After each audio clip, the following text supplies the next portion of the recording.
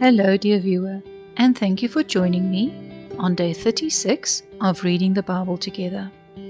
Today, we are reading Exodus chapter 24 and 25 from the Old Testament, as well as Matthew chapter 22, verse 1 to 22 from the New Testament. Let's start. Exodus chapter 24. The covenant is sealed. The Lord said to Moses, "Come up the mountain to me, you and Aaron, Nadab, Abihu, and 70 of the leaders of Israel. And while you are still some distance away, bow down in worship. You alone and none of the others are to come near me. The people are not even to come up the mountain." Moses went and told the people all the Lord's commands and all the ordinances. And the people answered together, "We will do everything that the Lord has said." Moses wrote down all the Lord's commands. Early the next morning he built an altar at the foot of the mountain and set up 12 stones, one for each of the 12 tribes of Israel. Then he sent young men, and they burned sacrifices to the Lord and sacrificed some cattle as fellowship offerings. Moses took half of the blood of the animals and put it in bowls, and the other half he threw against the altar. Then he took the book of the covenant, in which the Lord's commands were written, and read it aloud to the people. They said, "We will obey the Lord and do everything that he has commanded." Then Moses took the blood in the bowls and threw it on the people. He said, "This is the blood that seals the covenant which the Lord made with you when he gave all these commands." Moses, Aaron, Nadab, Abihu, and 70 of the leaders of Israel went up the mountain, and they saw the God of Israel. Beneath his feet was what looked like a pavement of sapphire, as blue as the sky. God did not harm these leading men of Israel. They saw God, and then they ate and drank together. Moses on Mount Sinai. The Lord said to Moses, "Come up the mountain to me, and while you are here, I will give you 2 stone tablets which contain all the laws that I have written for the instruction of the people." Moses and his helper Joshua got ready, and Moses began to go up the holy mountain. Moses said to the leaders, "Wait here in the camp for us until we come back. Aaron and Hur are here with you, and so whoever has a dispute to settle can go to them." Moses went up Mount Sinai, and a cloud covered it. The dazzling light of the Lord's presence came down on the mountain. To the Israelites, the light looked like a fire burning on top of the mountain. The cloud covered the mountain for 6 days, and on the 7th day the Lord called to Moses from the cloud. Moses went on up the mountain into the cloud.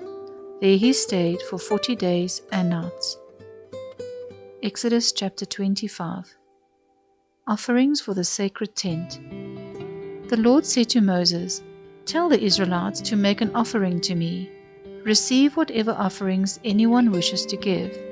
These offerings are to be gold, silver, and bronze, fine linen, blue, purple, and red wool, cloth made of goat's hair, ram skin dyed red, fine leather, acacia wood, oil for the lamps, spices for the anointing oil, and for the sweet-smelling incense, carnelians and other jewels to be set in the ephod of the high priest and in his breastpiece. The people must make a sacred tent for me, so that I may live among them. Make it and all its furnishings according to the plan that I will show you." The covenant box. Make a box out of acacia wood, 45 inches long, 27 inches wide, and 27 inches high. Cover it with pure gold inside and out, and put a gold border all around it.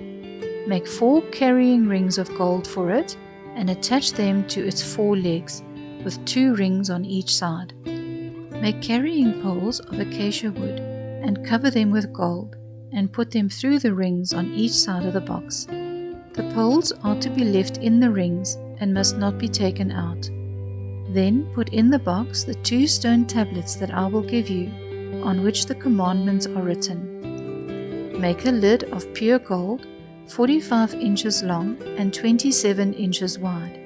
Make 2 winged creatures of hammered gold, one for each end of the lid. Make them so that they form one piece with the lid. The winged creatures are to face each other across the lid, and their outspread wings are to cover it. Put the 2 stone tablets inside the box and put the lid on top of it. I will meet you there, and from above the lid between the 2 winged creatures I will give you all my laws for the people of Israel. The table for the bread offered to God. Make a table out of acacia wood, 36 inches long, 18 inches wide, and 27 inches high. Cover it with pure gold and put a gold border around it. Make a rim 3 inches wide around it and a gold border around the rim. Make 4 carrying rings of gold for it and put them at the 4 corners where the legs are. The rings to hold the poles for carrying the table are to be placed near the rim. Make the poles of acacia wood and cover them with gold. Make plates, cups, jars, and bowls to be used for the wine offerings. All of these are to be made of pure gold. The table is to be placed in front of the covenant box, and on the table there is always to be the sacred bread offered to me. The lampstand. Make a lampstand of pure gold. Make its base and its shaft of hammered gold. Its decorative flowers, including buds and petals, are to form one piece with it. 6 branches shall extend from its sides, 3 from each side. Each of the 6 branches is to have 3 decorative flowers shaped like almond blossoms with buds and petals. The shaft of the lampstand is to have 4 decorative flowers shaped like almond blossoms with buds and petals. There is to be 1 bud below each of the 3 pairs of branches. The buds, the branches, and the lampstand are to be a single piece of pure hammered gold. Make 7 lamps for the lampstand and set them up so that they shine toward the front. Make its tongs and trays of pure gold. Use 75 pounds of pure gold to make the lampstand and all this equipment. Take care to make them according to the plan that I showed you on the mountain. Please feel free to pause the video here for time to reflect on what we have read. Let's continue. Matthew chapter 22, verse 1 to 22. The parable of the wedding feast. Jesus again used parables in talking to the people. The kingdom of heaven is like this. Once there was a king who prepared a wedding feast for his son. He sent his servants to tell the invited guests to come to the feast, but they did not want to come. So he sent other servants with this message for the guests. My feast is ready now. My steers and prize calves have been butchered, and everything is ready. Come to the wedding feast. But the invited guests paid no attention and went about their business. One went to his farm, another to his store, while others grabbed the servants, beat them, and killed them. The king was very angry, so he sent his soldiers, who killed those murderers and burned down their city. Then he called his servants and said to them, My wedding feast is ready, but the people I invited did not deserve it. Now go to the main streets and invite to the feast as many people as you find. So the servants went out into the streets and gathered all the people they could find, good and bad alike, and the wedding hall was filled with people. The king went in to look at the guests, and saw a man who was not wearing wedding clothes. Friend, how did you get in here without wedding clothes? The king asked him. But the man said nothing. Then the king told the servants, Tie him up hand and foot, and throw him outside in the dark. There he will cry and gnash his teeth.